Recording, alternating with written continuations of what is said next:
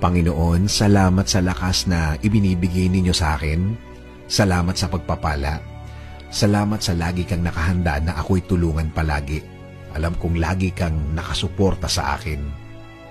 Kahit ang nasa harapan ko ngayon, ang mga nangyayari ngayon, ang mga problemang nasa buhay ko ngayon ay hindi ko maintindihan.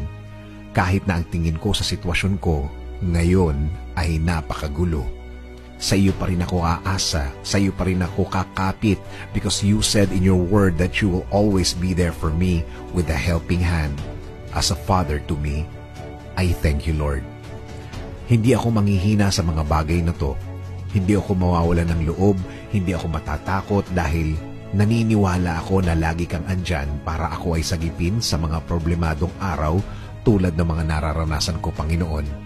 Alam ko, Lord, things will never be the same, na ang lahat ng ito'y magbabago, na ang lahat ng ito'y mabibigyan mo ng sagot, na ang lahat ng ito'y nasa harap ko lang na ikaw ay nagbibigay ng iyong blessings behind the scene.